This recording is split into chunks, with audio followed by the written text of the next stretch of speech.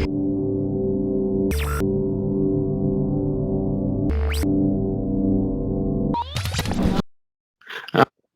up, guys? This is Derek Hall from MiddleEasy.com. Today I'm being joined by the Grand Slam champion. She's held belts in the UFC, Strikeforce, Invicta, and most recently in Bellator. Arguably the greatest female fighter of all time. Let's welcome Cris Cyborg. Cris, how are you doing today? I'm great, Derek. Thank you. And after you call me out, I'm gonna show you guys this magazine, Black Belt. We just got it this month. If you guys collect, like the video, like me, getting collect the odds for you. Oh, well, I appreciate that. That's very kind of you. All right. So you just made your Bellator debut. You took on Julia Budd. You won the featherweight title. Congratulations on that. Now, this isn't the first time you've worked with Scott Coker. Obviously, you worked with him at Strikeforce as well. What would you say has been the biggest difference between working with Scott Coker and working with Dana White?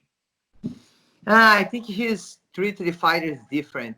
You know, you never see Scott's blame any fighters online and his team. You never see Bellator do that. They really do this, I think, between them. And because they know they need us for do the event. You know, the fighters make the event happen. I think this is the most thing is the respect. Okay. All right. Now, obviously, it's well documented that you've had some issues with the UFC, but you're still arguably one of the greatest female fighters of all time, yet somehow you never quite got the respect in the UFC. Do you think that there's anything that you would have done differently given the chance during your UFC run? You know, before I went to UFC, then I were don't respect me. It's something okay. The my fans put me there. You know, I think everything I did outside the UFC. Before I go to UFC, I was a Cris Cyborg. Everybody know me everywhere in the world. Everybody who I am, and I have the opportunity to find UFC after this. But it's still they have problem. No, don't I speak a lot of things about me. Before I had to have UFC, you know, but I was thinking it's gonna change, you know, when the people met me in person. I think it's gonna change, but it didn't change. But I still doing my job. And the one thing I always like to do like this, a lot of things I pass through. I think a lot of fighters don't gonna pass through because I already did, you know. Like if I didn't fight, if I leave what then talk about me, letting me stop. You know, a lot of things didn't change in women's MMA. You know, I fight for having my division UFC. I fight to have catchweight. I did a lot of things at the beginning. I have a lot of struggle, but this is making me keep going. It's the love that all my fans support me. But if this thing make me stop, for sure the women's MMA no one's gonna be like it now. You know, I think because a lot of people like me, a lot of fighters like me don't quit. Okay. Like you said, you and Dana kind of didn't see eye to eye before you even got into the UFC. Where do you think things went wrong between you two? I don't know, and I don't have to know. I'm glad that I didn't work with him, but you know, it's his business. You know, maybe don't like me in person or whatever. I know I'm not the first, I'm not the last one he's had a problem with, but I'm glad I don't have to deal this every day anymore. Right. Now, since your UFC run has ended, Amanda Nunes has gone on to do a ton of great things. She's defended her titles, both of them. She's also been referred to now as being the female GOAT, the greatest of all time. That was something that you used to have. What are your thoughts on her getting that recognition, and instead of people kind of forgetting about you? I don't think people forget of me. You know, you can hold any title in the world. You know, if I don't hold title, people still know who I am, and not just because the title. And the one thing I always share with my fans, I like to be the people champion lives. Like I like to change and help my fans. And doesn't matter how many titles you hold. You know, if people gonna remember you and you don't have title, people remember me. If you don't hold any title, they're gonna remember me. Now you have some champion hold any title, and the people are gonna remember you when you lose one, or you when you don't have champion. You don't hear too much things about Amanda now. You hear? You're not. She can have 10 belts. It's different fight, different champions to make history. Okay. Now, you've talked in the past about wanting to maybe do a cross promotion between Bellator and the UFC. kind of give you the opportunity to have that rematch with Cyborg. If that were to happen, how confident are you that the fight would go differently a second time? I always train my best for every fight. The fight for Amanda, I was the best. I was training really hard for the fight. I was ready. The one thing I always have in my mind, it's I know I never have one thought like this. She should train this way, or I didn't miss the train that day. No, I did my best. And then when I go to the cage, I live in God's hands. If God used me for bless Amanda that time, it's supposed to do. After pass through everything, and I think this has happened for a reason.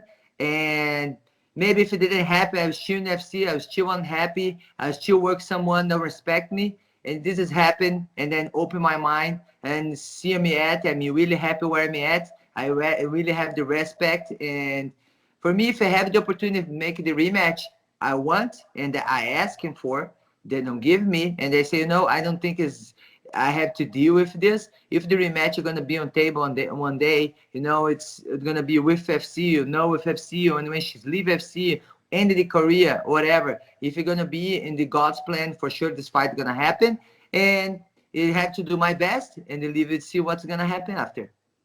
Okay. Now, your old pal Ronda Rousey has been making headlines lately. She's been saying some pretty negative things about the WWE. She's also touched a little bit on the UFC fighter pay. Have you heard any of her comments? And if so, what are your thoughts? It's funny she's saying about the fighters getting housed and getting paid. She's supposed to do that when she's there. Fight for us, making the fighters help, and then make the union for the people getting paid better. And it's hard when in Brazil you say you cannot cuspir. Gabi, como que é cuspir em inglês? Spit. You cannot spit in the plate to eat. In Brazil, they say that. I think it's hard when you say the stuff like this. And the fans like it. I love my fans. I don't know how she deal, but I think she the biggest the star in MMA, whatever she had placed now. I think the fans make who she is. I think you say, the fans, the fake, the fans. I think it's not nice to say this about the fans, because the fans make the fighter growing. They make be famous. Okay. Now, at this point, you've won titles in basically every single major promotion there is. You've got, like I said, the Strikeforce, Bellator, UFC, Invicta. Of those championship wins, which one of those felt the best to you? Everyone have an amazing story. Strikeforce is my first one. It's very special for me. UFC, you have so much problems, struggle for me be there. It's and then I hold that title. Bellator, it's opened the door, new era for me. New opportunity. It's everyone special. Invicta, I was 1 year. I was kind of fighting, and come on back and fight again. I think it's everyone's important for me. I don't have one specific important for me, but everyone. Maybe the Strikeforce because it's the first one and it's special, but everyone it's special. It's something one overcome. Every belt have one overcome with. All right. Now, at this point, you're kind of reaching the end of your career. Do you plan on retiring in Bellator, or do you think there's ever going to be an opportunity for you to be able to get back in the UFC, or is that just not something you're interested in? No, I'm gonna finish my career at Bellator. It's the place, my home, and I believe this, but I don't think to the end yet. I'm very motivated. With my new deal, and I'm very motivated with my title, and I didn't see the end yet. I feel healthy, I feel great, and I just want to do more. For the women's MMA sports, defend my title a couple times and more times, and have the opportunity maybe to do an unboxing fight. I didn't see in the end. I think I'm in the perfect point in my career. My peak. Now, you mentioned wanting to do boxing a few times. Do you have any sort of opponent in mind for a boxing match, or any timeline on when that might happen? For me, I have a lot of challenge in my career, but I never had the opportunity to have unboxing fights. And I got all the belts, the most important event in MMA. And for me, if I have the opportunity to hold one boxing title, it's going to be amazing. It's something I'm going to accomplish in my career. And I have this dream in my heart. And we talk about, you know, and the nice thing because Bellator work with me, and they're gonna help this dream come true, and then open the opportunity for me. Let's see. I'm wait to see what's my manager and Scott Coker have the plan for me.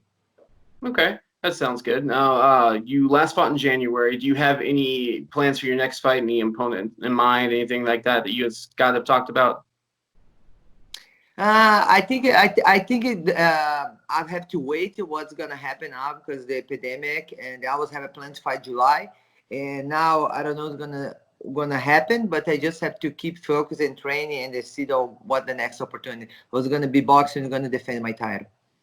Okay, now you alluded to the pandemic being an issue. How have you been getting along with training? Have you had any issues with everything going on, keeping a regular training schedule?